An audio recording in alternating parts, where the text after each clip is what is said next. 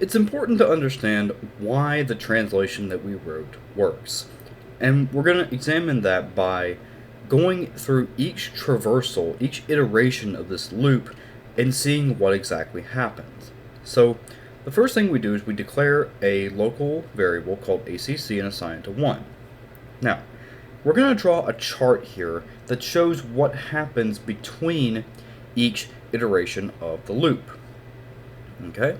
So, before the loop even starts off, so we're going to say that this I right here, or maybe you can say, maybe iota is a better variable because we're going to use I a lot separately, but we're going to say that iota represents the iotith representation, or iteration, sorry, of the loop.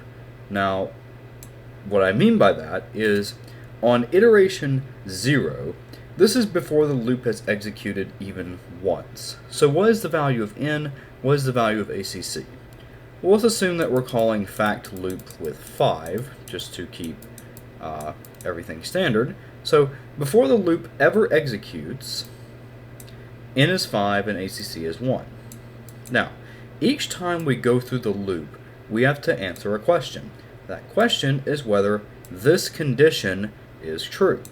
So, is it true that it is not the case that n is equal to 0? Well, of course, because 5 is not equal to 0, so this condition is true. Okay? So, when the condition is true, we go into the body and we evaluate each statement one by one. Okay? So, we first update ACC to be n times ACC. Okay? So, that means that, well, ACC will become 5 times 1, which is 5. And then n will be decremented by 1, so we'll get 5 minus 1 equals 4. So, on the next iteration, where this iota equals 1, ACC will be 5, and n will be 4. Okay? So, then we do it again.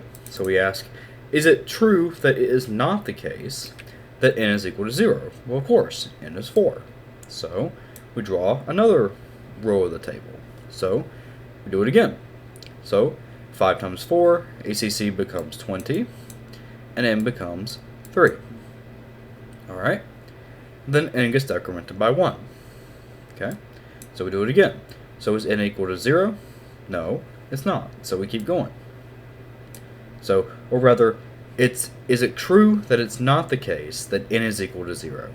Which, that is true. So we keep going. So then we multiply 20 by 6, so we get this. Then we do it again. Is it true that it's not the case that n is equal to 0? Yes, it is, because n is 2.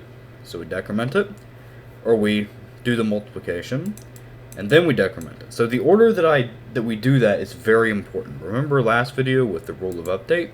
If we do the decrement first, then this would not be correct. This table would not be correct. Okay? So then we do it again. So, and let me clarify what I mean by when I say it is true that it is not the case that n is equal to 0. So, remember, a while loop has a predicate p, that while p is true, we do something in the body of the loop. So, we're saying, while p is true, do something. In this case, p is equal to, it is not the case that n is equal to 0. So you could shorten this to just say, n is not equal to 0 by De Morgan's laws, but I'm doing it this way because this is how the translation pipeline works. Okay? And we'll talk about these simplifications eventually. Okay? But the way we read this is, while it is true that it is not the case that n is equal to 0. So you read it in 3 parts. While, or 4 actually, while it is true that it is not the case that n is equal to 0. Okay? And if you want to simplify this, you could say, while it is true that n is not equal to 0. Okay? So, while it is true that it is not the case that n is equal to 0, we do what's in the body of the loop. Okay? So do it again. So, is it true that n is not equal to 0? Yes, it is, because n is 1. So we do it again. So n times 120 is 120, or 1 times 120 is 120. Decrement this, and then we get to the final iteration where we say, is it true that it is not the case that n is equal to 0? No, it is not true, because n is equal to 0. So this condition is now falsified, and we break out of the loop. So when the condition is false, we jump down to the next thing that's outside of the loop. In this case, that would be this return ACC.